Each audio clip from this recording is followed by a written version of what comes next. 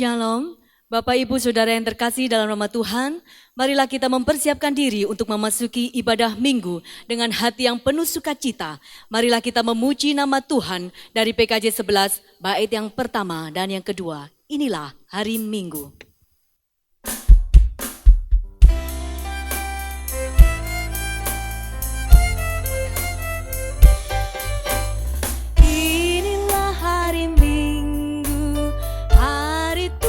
Yang kudus, semua orang percaya bergegas datang ke rumahnya.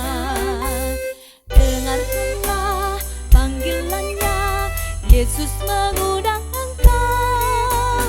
Marilah orang percaya, marilah datang segera.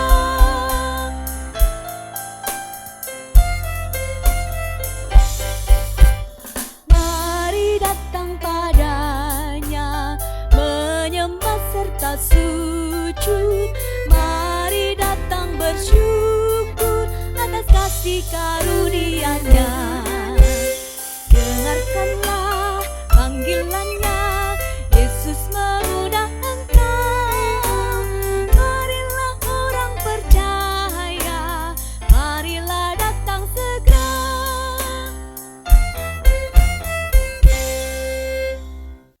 Pertolongan kita adalah dalam nama Tuhan yang menjadikan langit dan bumi.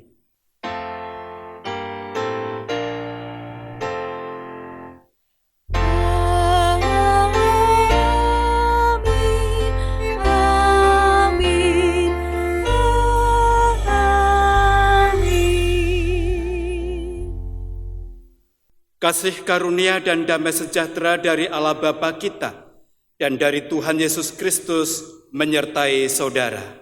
Dan menyertai saudara juga. Jemaat dipersilahkan duduk. Bapak Ibu Saudara kekasih Tuhan, dalam ibadah hari ini kita akan merenungkan tema tentang kesombongan rohani. Melalui tema ini hendak mengingatkan kita supaya kita hati-hati dan waspada, supaya tidak terjebak kepada kesombongan rohani. Sebagaimana firman Tuhan dalam 1 Samuel 2 ayat yang ketiga. Janganlah kamu selalu berkata sombong, janganlah caci maki keluar dari mulutmu, karena Tuhan itu Allah yang Maha Tahu, dan oleh Dia perbuatan-perbuatan diuji.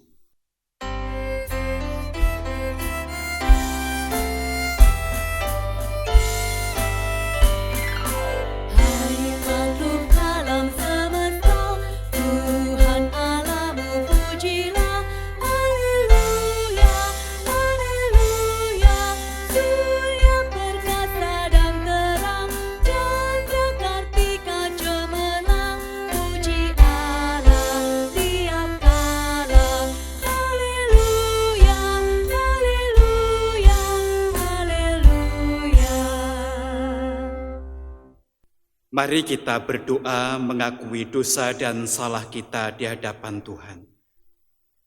Tuhan selalu mengetahui apa saja yang kita lakukan, termasuk ketika kita berbuat sombong. Untuk itu, mari kita berdoa mengakui dosa dan salah kita di hadapan Tuhan.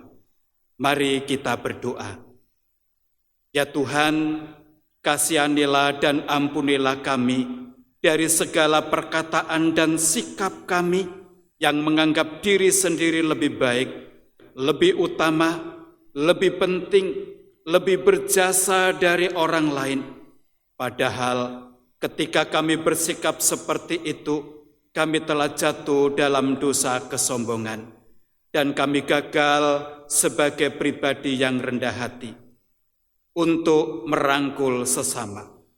Ampunilah kami dari sikap kecerobohan dan kesombongan kami. Dalam nama Tuhan kami Yesus Kristus kami berdoa. Amin.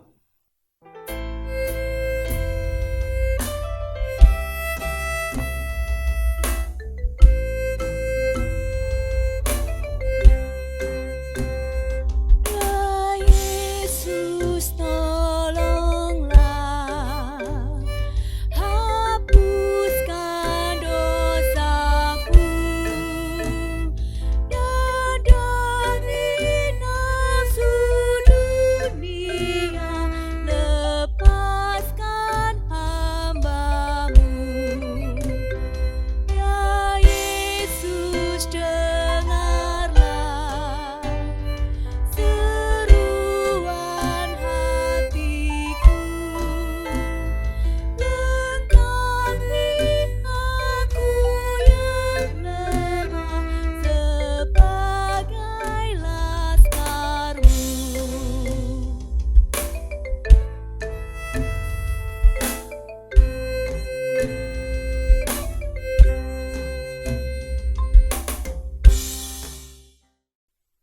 Marilah kita berdiri untuk menyambut berita anugerah yang diberikan Tuhan bagi kita, yang telah memohon pengampunannya.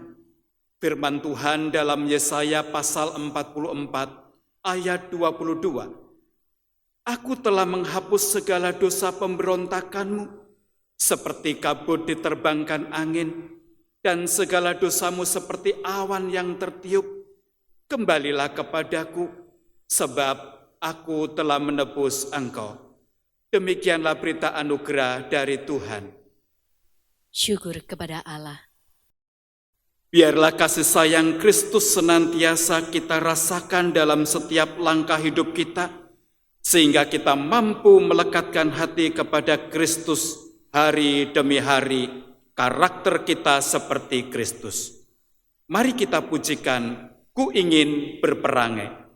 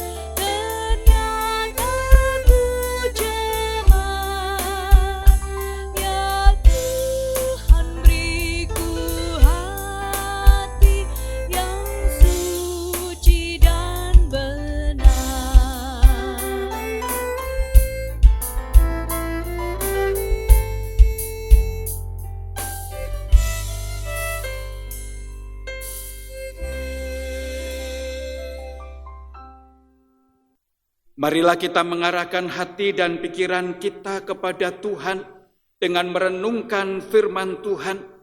Mari kita berdoa memohon pimpinan Allah Roh Kudus. Mari kita berdoa. Ya Tuhan, kiranya Engkau menerangi hati dan pikiran kami dalam perenungan firman Tuhan, agar firman-Mu menjadi penuntun dalam kehidupan kami. Tolonglah kami dalam memahami firman-Mu, dan mampukan kami melakukannya. Di dalam nama Tuhan kami Yesus Kristus, kami berdoa. Amin.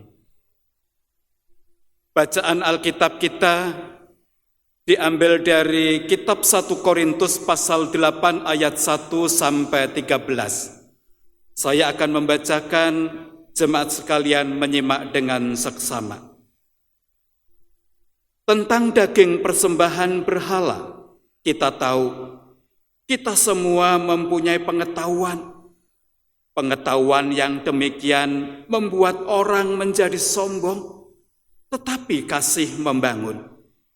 Jika ada seorang menyangka bahwa ia mempunyai suatu pengetahuan, maka ia belum juga mencapai pengetahuan sebagaimana yang harus dicapainya. Tetapi orang yang mengasihi Allah, ia dikenal oleh Allah. Tentang hal makan daging persembahan berhala, kita tahu tidak ada berhala di dunia dan tidak Allah lain daripada Allah yang esa. Sebab sungguh pun ada apa yang disebut Allah, baik di surga maupun di bumi. Dan memang benar ada banyak Allah dan banyak Tuhan yang demikian. Namun bagi kita hanya ada satu Allah saja, yaitu Bapa, yang daripadanya berasal segala sesuatu dan yang untuk Dia kita hidup. Dan satu Tuhan saja, yaitu Yesus Kristus, yang olehnya segala sesuatu telah dijadikan dan yang karena Dia kita hidup. Tetapi bukan semua orang yang mempunyai pengetahuan itu. Ada orang yang karena masih terus terikat pada berhala-berhala, makan daging itu sebagai daging persembahan berhala. Dan oleh karena hati nurani mereka lemah, hati nurani mereka itu dinodai olehnya. Makanan tidak membawa kita lebih dekat kepada Allah. Kita tidak rugi apa-apa kalau tidak kita makan, dan kita tidak untung apa-apa kalau kita makan. Tetapi jagalah supaya kebebasanmu ini jangan menjadi batu sandungan bagi mereka yang lemah. Karena apabila orang melihat engkau yang mempunyai pengetahuan sedang duduk makan di dalam kuil berhala, bukankah orang yang lemah hati nuraninya itu dikuatkan untuk makan daging persembahan berhala? Dengan jalan demikian, orang yang lemah, yaitu saudaramu, yang untuknya Kristus telah mati, menjadi binasa karena pengetahuanmu. Jika engkau secara demikian berdosa terhadap saudara-saudaramu dan melukai hati nurani mereka yang lemah, engkau pada hakikatnya berdosa terhadap Kristus. Karena itu, apabila makanan menjadi batu sandungan bagi saudaraku, aku untuk selama-lamanya tidak akan mau makan daging lagi, supaya aku jangan menjadi batu sandungan bagi saudaraku. Demikianlah Injil Yesus Kristus. Berbahagialah mereka yang mendengarkan, merenungkan, dan melakukan firman Tuhan dalam kehidupan sehari-hari. Haleluya. Haleluya, haleluya, haleluya.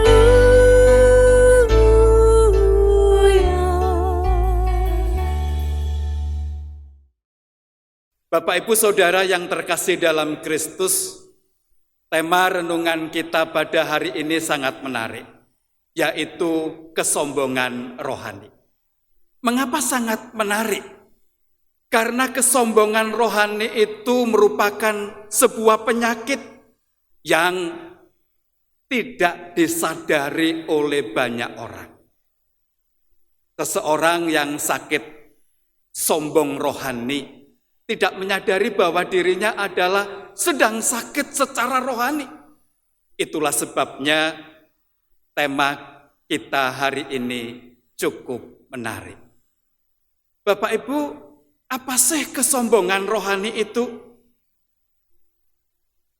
Kesombongan rohani adalah sikap atau tindakan di mana kita merasa bahwa diri kita lebih baik secara moral, atau lebih benar, atau lebih beriman daripada orang lain.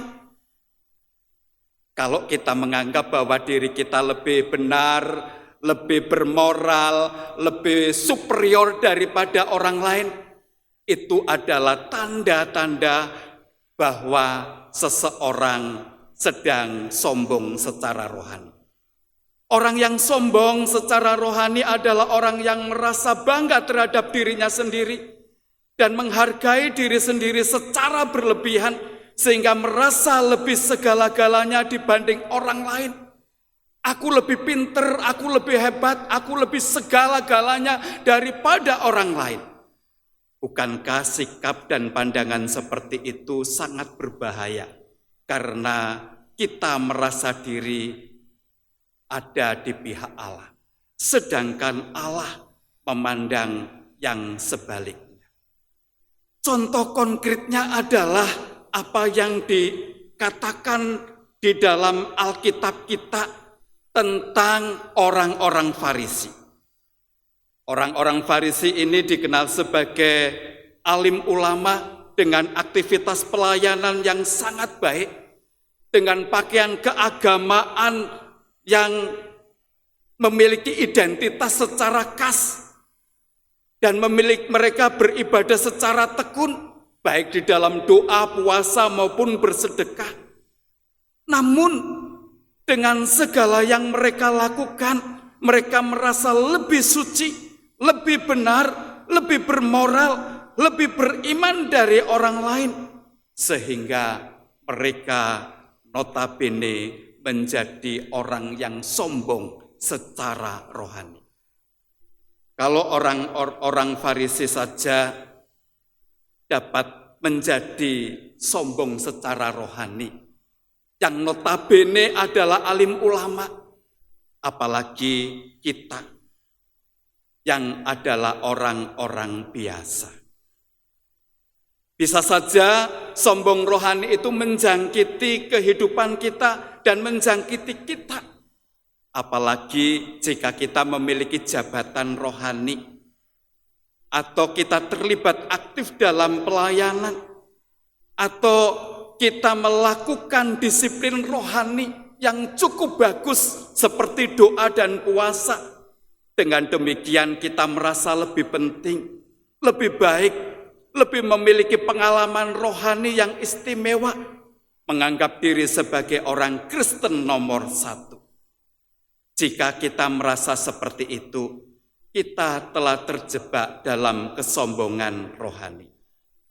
Bapak Ibu Saudara yang dikasihi oleh Tuhan, kenyataan seperti itu dialami oleh jemaat Korintus 2000 tahun yang lalu. Jemaat Korintus, mereka terkenal memiliki pelayanan yang sangat baik. Maju pesat di dalam ibadah-ibadah, mereka mampu mengundang pembicara-pembicara yang hebat seperti Apolos.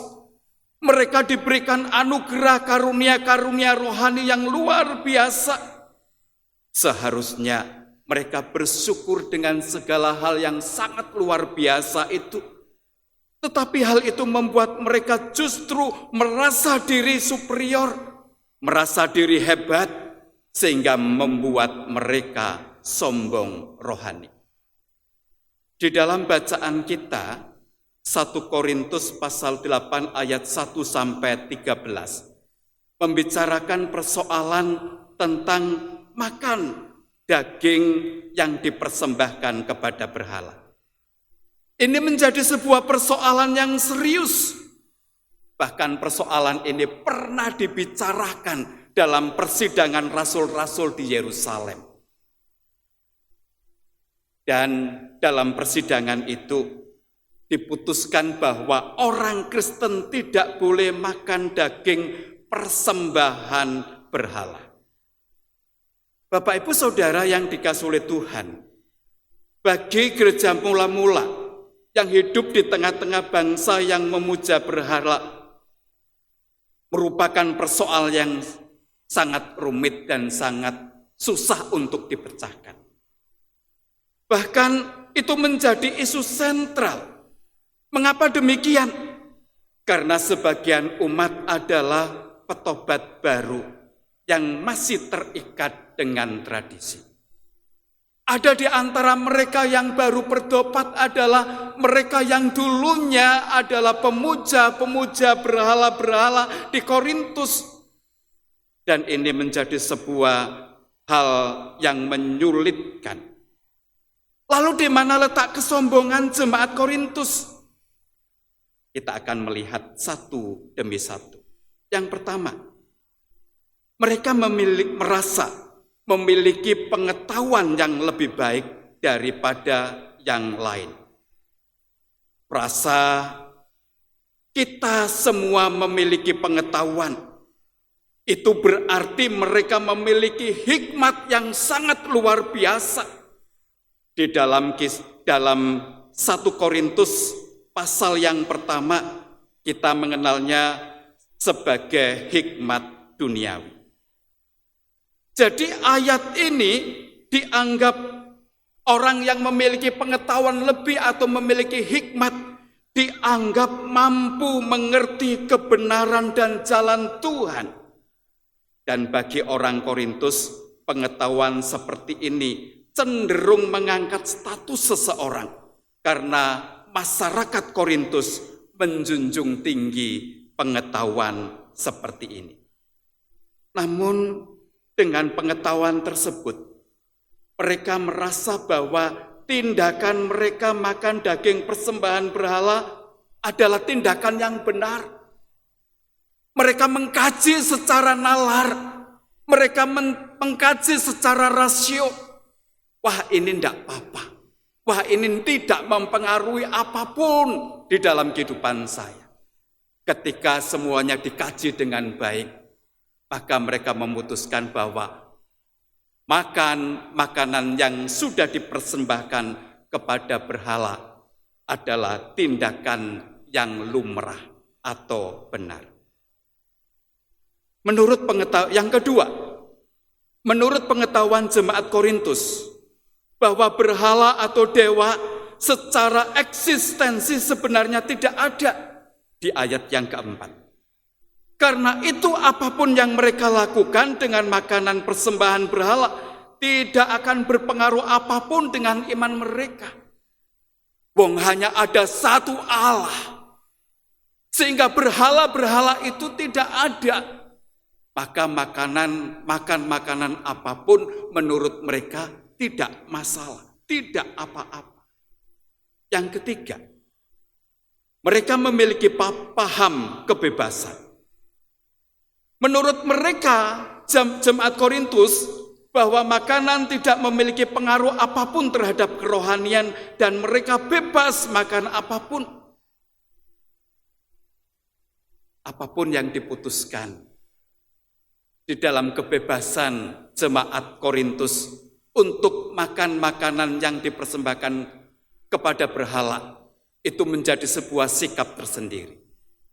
Namun pertanyaannya, bagaimana dengan hasil persidangan di Yerusalem yang telah menetapkan bahwa orang Kristen, orang percaya itu tidak diperbolehkan makan makanan yang sudah dipersembahkan kepada berhala.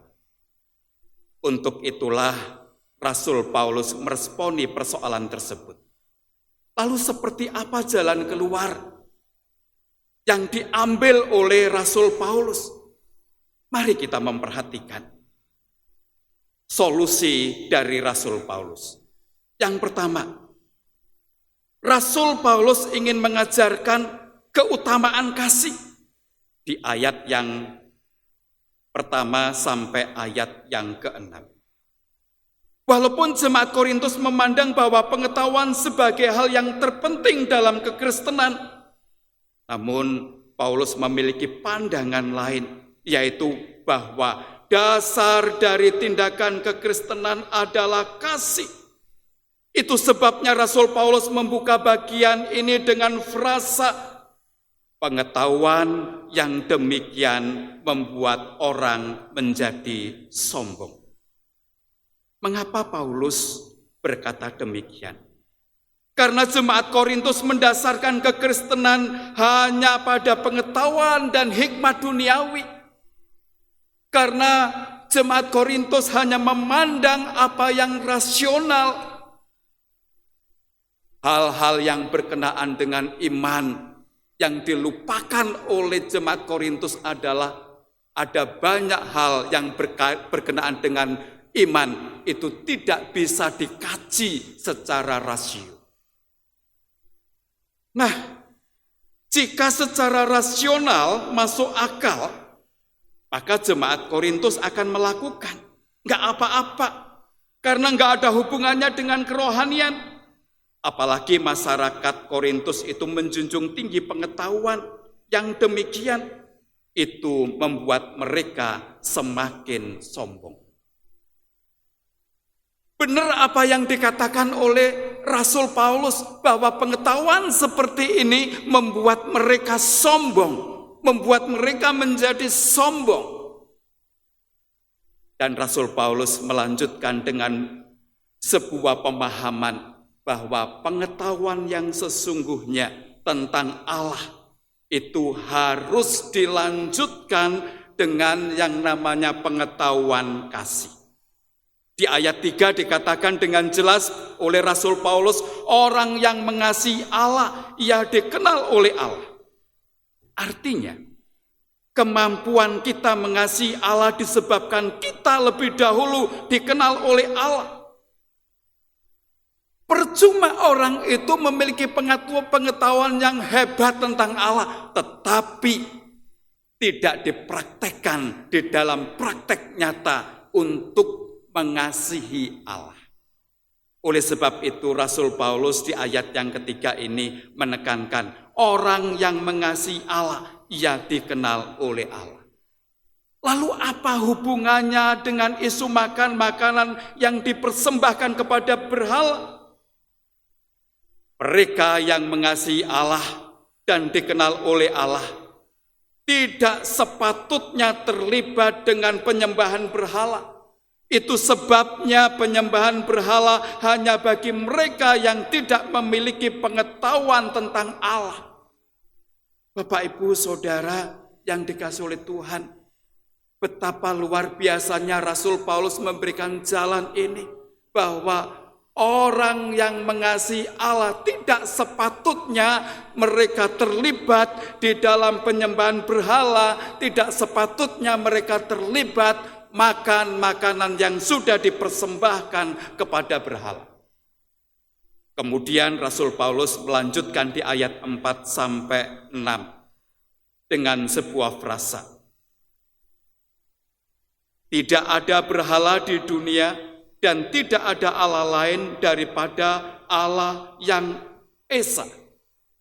Di sini Rasul Paulus ingin menegaskan tentang Tuhan Allah yang harus disembah. Di Korintus itu banyak sekali dewa-dewa.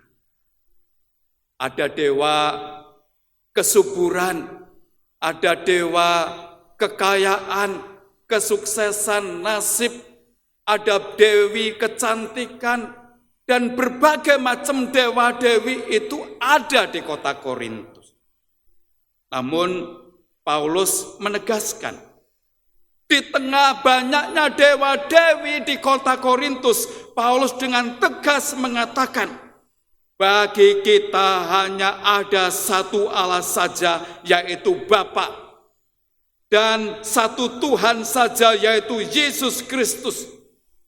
Artinya, di sini Rasul Paulus menegaskan bahwa Tuhan Allah yang mereka sembah di dalam Yesus Kristus adalah Allah yang benar.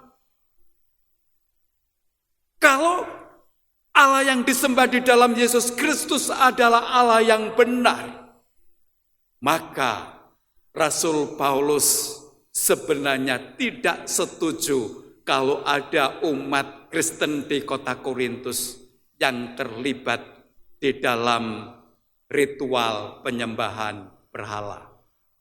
Bapak, Ibu, Saudara yang dikasihi oleh Tuhan, kita yakin bahwa Tuhan Yesus Kristus adalah Allah satu-satunya yang layak kita sembah. Jangan berikan kesempatan kepada ilah-ilah lain. Jangan berikan hati kita kepada apapun untuk kita puja selain dari Tuhan kita Yesus Kristus. Pengetahuan tentang kasih yang terutama di sini adalah kasih. Dan Rasul Paulus kepingin kasih itu diwujudkan kepada Allah. Ketika kita mengasihi Allah, maka Allah akan mengenal kita sebagai umat pilihannya. Yang kedua, Rasul Paulus ingin menekankan tuntunan hati nurani di ayat yang ke-7 sampai ayat yang ke-13. Di ayat yang ke-7, Rasul Paulus memulai dengan sebuah frasa, tetapi bukan semua orang yang mempunyai pengetahuan itu. Ada orang yang karena masih terus terikat kepada berhala-berhala. Apa artinya dari kalimat ini?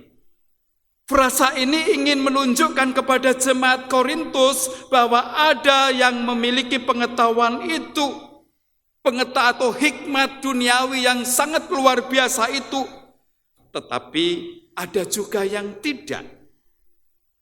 Dan ini juga menunjuk kepada jemaat yang dahulu menganut berhala-berhala tersebut.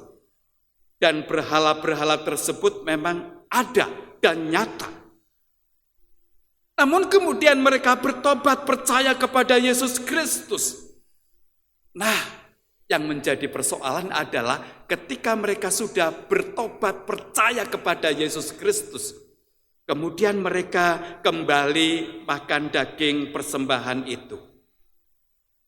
Ketika mereka sedang makan daging persembahan itu, hati mereka merasa tercemar. Mereka merasa telah mengkhianati Tuhan. Bapak, Ibu, Saudara yang dikasihi oleh Tuhan, inilah yang dikatakan oleh Rasul Paulus bahwa ada orang-orang yang hatinya lemah, yang belum kuat imannya di dalam Kristus, akhirnya terlibat kembali, terseret kembali kepada pemujaan berhala-berhala tersebut. Itu sebabnya Paulus mengarahkan pandangan mereka kepada pertimbangan hati nurani. Apa maksudnya? Hati nurani di sini yang menjadi dasar keputusan iman dan moral, yang tidak boleh dinodai oleh pengetahuan dan kebebasan. Prinsipnya adalah bahwa kebebasan jemaat Korintus makan makanan yang dipersembahkan kepada berhala, yang menurut jemaat Korintus tidak mendatangkan bahaya dan tidak merusak hubungannya dengan Allah. Secara bijaksana, Rasul Paulus tidak mempersalahkan hal itu. Tetapi Rasul Paulus menegaskan bahwa sesama jemaat harus saling menguatkan dan tidak boleh menjadi batu sandungan bagi yang lemah. Ini adalah sebuah prinsip yang sangat luar biasa. Sebenarnya dari sini kita dapat melihat pokok persoalannya, pokok permasalahannya. Justru pokok permasalahannya terletak pada orang yang makan daging persembahan tersebut. Mengapa demikian? Kalau mereka memilih untuk tetap makan, maka resikonya adalah yang pertama, mereka menyesatkan jemaat lain yang baru bertumbuh dalam iman kepada Yesus Kristus. Itu terjadi.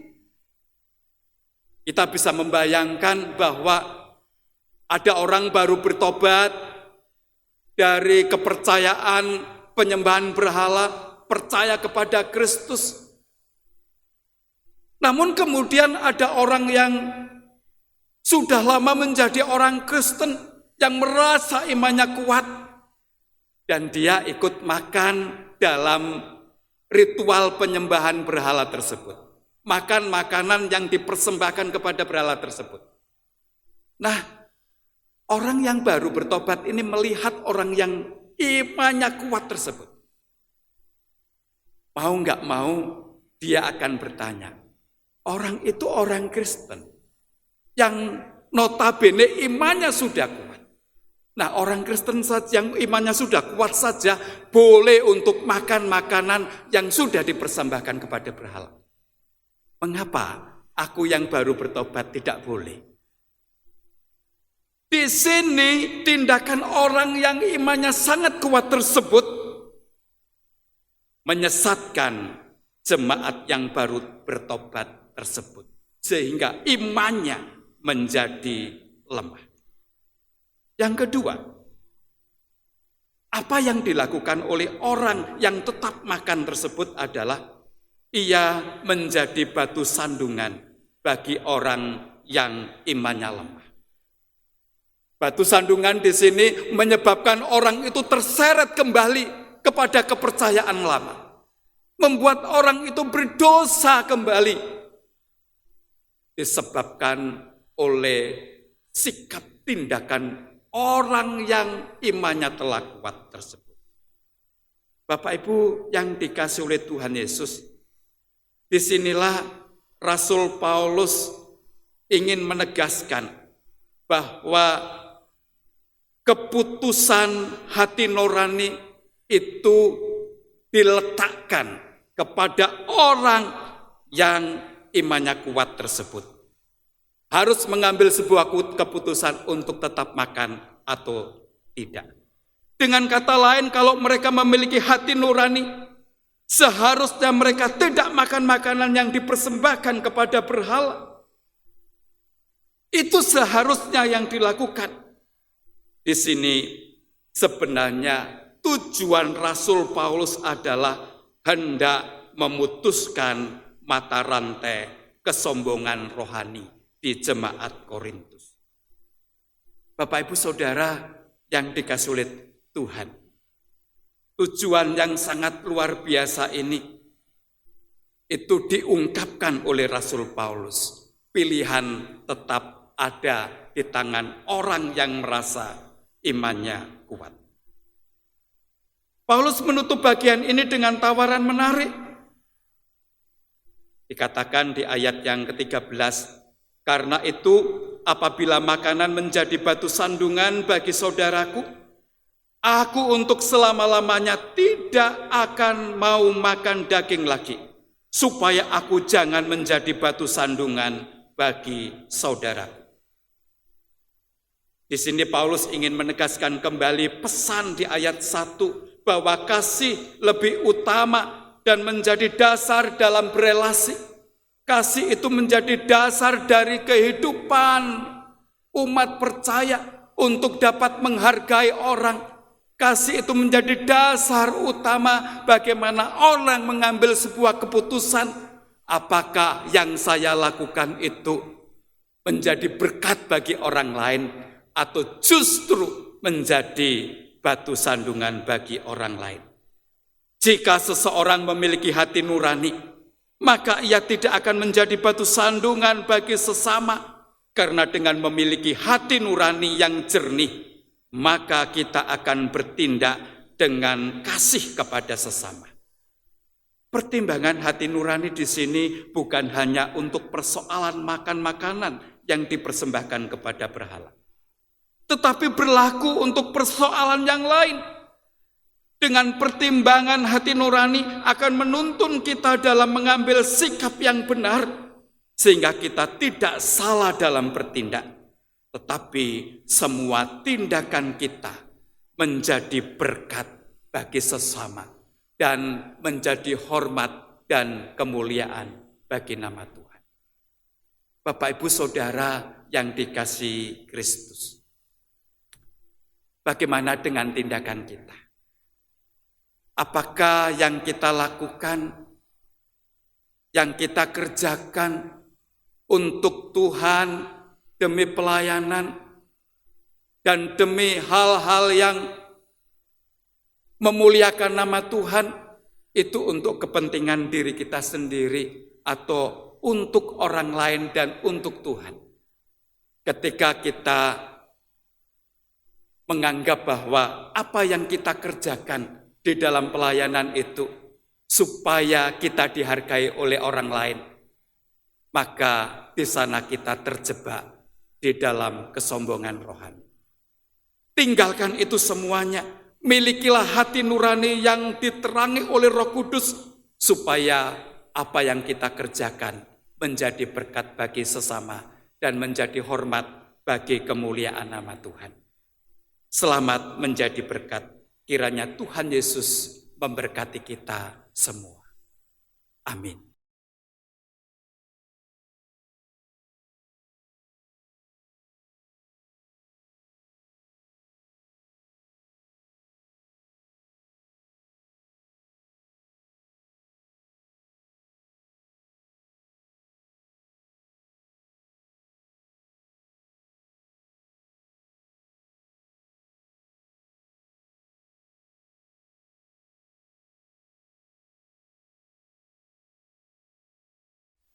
Bersama dengan umat di masa lalu, masa kini dan masa depan, marilah kita mengingat pengakuan iman pada baptisan kita menurut pengakuan iman rasuli yang berbunyi demikian. Aku percaya kepada Allah, Bapa yang Maha Kuasa, Khalik langit dan bumi, dan kepada Yesus Kristus, Anaknya yang tunggal Tuhan kita, yang dikandung dari Roh Kudus, lahir dari anak darah Maria, yang menderita sengsara di bawah pemerintahan Pontius Pilatus, disalibkan, mati dan dikuburkan, turun ke dalam kerajaan maut. Pada hari yang ketiga, bangkit pula dari antara orang mati, naik ke surga, duduk di sebelah kanan Allah, Bapa yang Maha Kuasa, dan dari sana ia akan datang untuk menghakimi orang yang hidup dan yang mati. Aku percaya kepada Roh Kudus, gereja yang kudus dan am, persekutuan orang kudus, pengampunan dosa, kebangkitan orang mati, dan hidup yang kekal. Amin. Mari kita menaikkan doa syafaat, nanti diakhiri dengan doa Bapa kami. Bapa kami yang di surga, kami datang kepadamu menaikkan segala puji, hormat, dan syukur atas kasih karunia yang Tuhan berikan kepada kami. Perkenankan pada saat ini kami berdoa bagi bangsa dan negara yang kami cintai. Kami berdoa untuk para pemimpin kami di negeri ini, mulai dari Presiden, Wakil Presiden, jajaran para menteri, para gubernur, sampai pemimpin di tingkat yang paling bawah. Ya Tuhan, kiranya Engkau menganugerahkan pertolongan, hikmat, kebijaksanaan kepada mereka, agar mereka dapat memimpin negeri ini dengan arif dan bijaksana. Kami berdoa untuk kesatuan NKRI, Engkau yang akan senantiasa campur tangan memberkati, agar negeri kami tetap satu, jauhkan dari rongrongan orang-orang kaum radikalisme yang ingin merongrong negeri ini, memecah belah NKRI. Kami berdoa supaya mereka disadarkan. Kami juga berdoa untuk mereka-mereka yang kaum intoleran, biarlah Tuhan juga menyadarkan mereka, supaya mereka menyadari apa yang selama ini dilakukan oleh mereka adalah tidak benar. Kami berdoa untuk aparat penegak hukum TNI Polri, biarlah mereka boleh menjaga kesatuan NKRI ini tetap utuh. Tuhan memberkati setiap upaya, setiap pekerjaan, setiap apapun yang dilakukan oleh mereka. Kami juga berdoa untuk pemerintah dalam menangani pandemi COVID-19 yang sampai saat ini masih belum diatasi dengan baik. Kami terus berdoa segala upaya yang dilakukan oleh pemerintah, biarlah Tuhan Engkau yang campur tangan memberkati melalui protokol kesehatan yang diberikan oleh pemerintah, biarlah dapat dipatuhi oleh masyarakat di kalangan bawah. Engkau yang senantiasa menolong sehingga pandemi COVID-19 ini segera berlalu. Kami memohon kepadamu ya Tuhan. Bapa Surgawi, kami juga berdoa untuk GKI Resut. Kami menyerahkan untuk majelis jemaat, untuk tim hamba Tuhan. Biarlah Tuhan senantiasa memberkati setiap karya pelayanan mereka untuk memajukan GKI Resut, sehingga setiap karya pelayanan yang ada di GKI Resut ini menjadi berkat bagi masyarakat yang ada di sekitar GKI Residen Sudirman ini. Engkau yang akan menolong memberkati semua bidang pelayanan yang dikerjakan di masa-masa pandemi ini. Tuhan yang campur tangan. Kami juga berdoa untuk pelayanan online. Biarlah melalui pelayanan online ini dapat diterima dengan baik oleh seluruh lapisan masyarakat, sehingga sungguh-sungguh melalui pelayanan online ini iman jemaat Tuhan di GKI Resut boleh tetap dikuatkan. Kami juga berdoa untuk tim gugus tugas di dalam merancang setiap pelayanan yang ada di GKI Resut.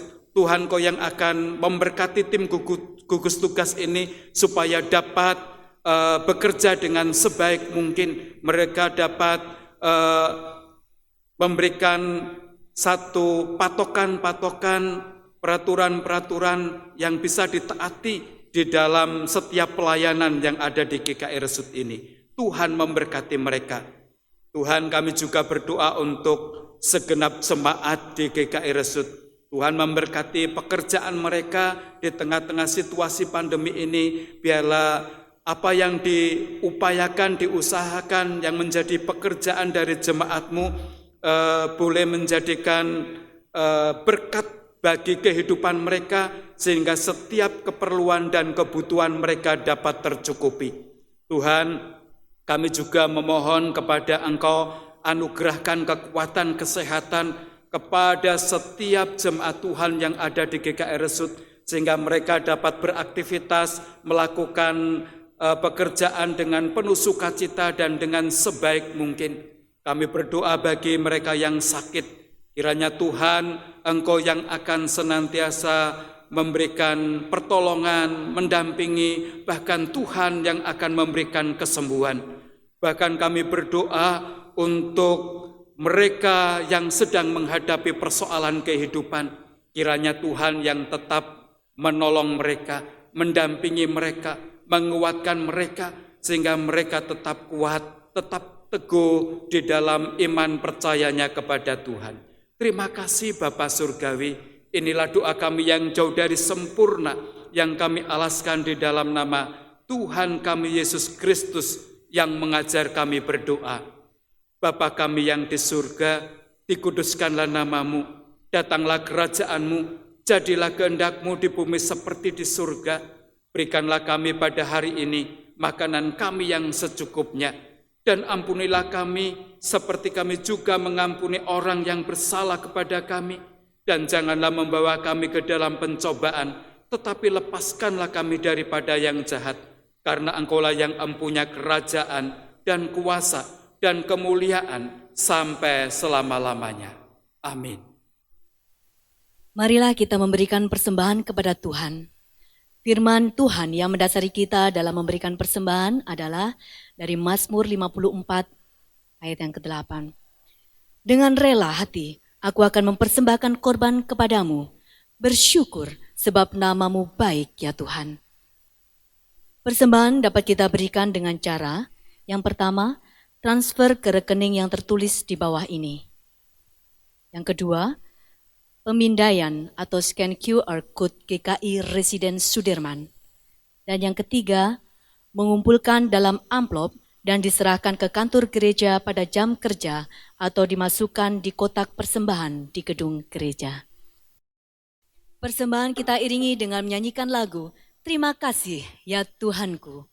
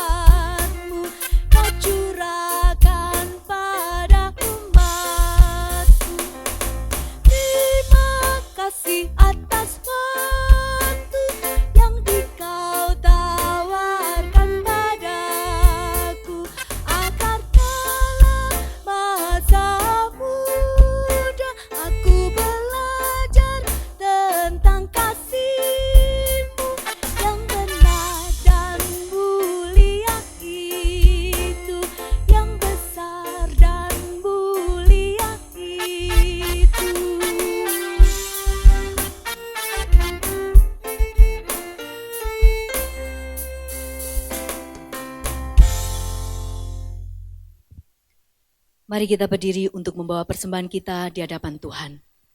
Mari kita berdoa. Dengan segenap hati kami menaikkan segala puji, hormat, dan syukur kepadamu ya Tuhan. Kini kami mempersembahkan persembahan kami kepadamu. Kiranya melalui persembahan ini, nama Tuhan dimuliakan. Dalam nama Tuhan Yesus kami berdoa. Amin. Bapak, Ibu, Saudara, marilah kita melanjutkan karya nyata kita ke dalam kehidupan sehari-hari dengan keyakinan bahwa tiap langkahku diatur oleh Tuhan.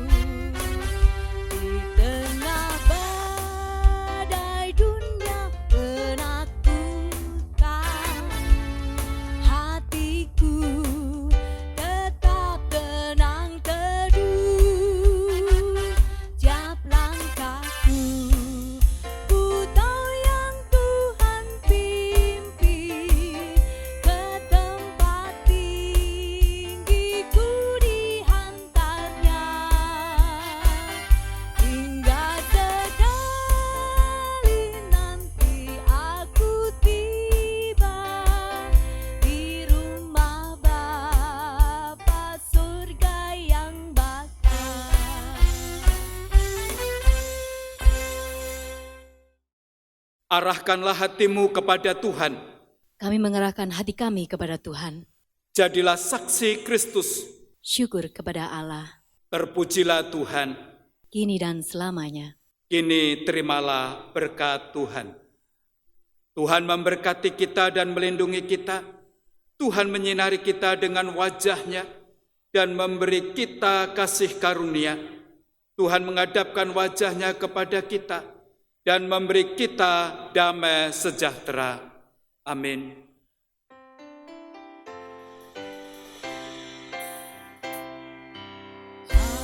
Haleluya, haleluya, haleluya, haleluya, haleluya, amin, amin,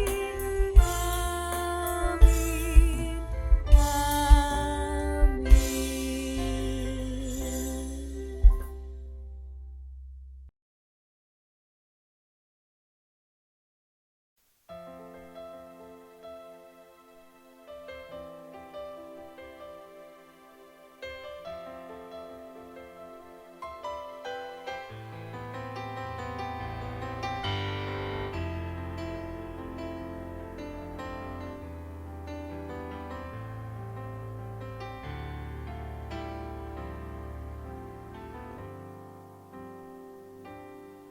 Saat ku hancur hatiku datang padamu,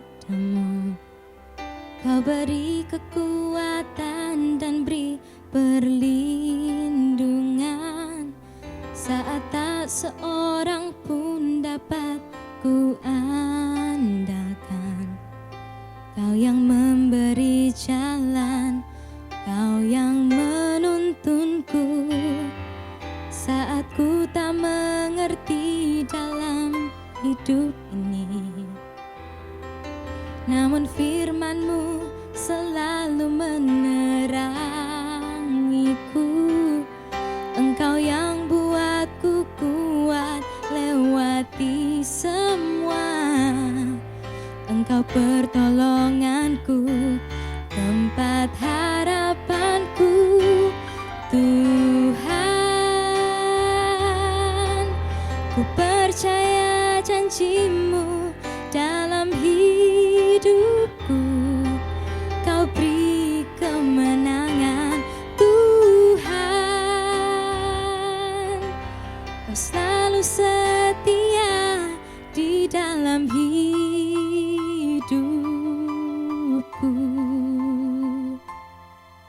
Kau berharga bagiku, Kaulah jaminanku di dalam hidupku.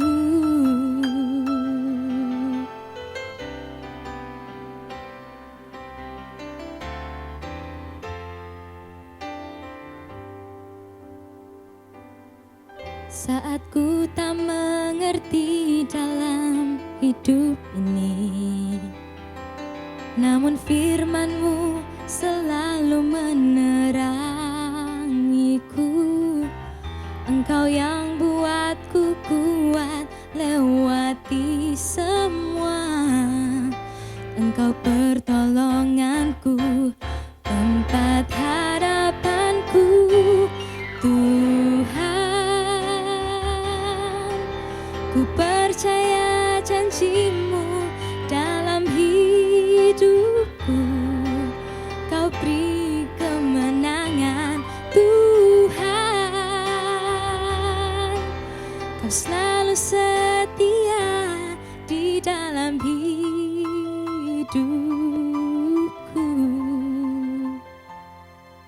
Kau berharga bagiku, Kaulah jaminanku di dalam hidupku.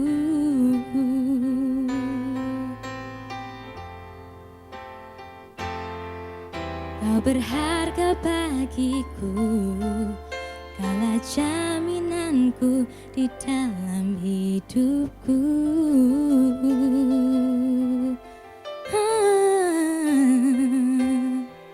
Ku percaya janji-Mu, Tuhan.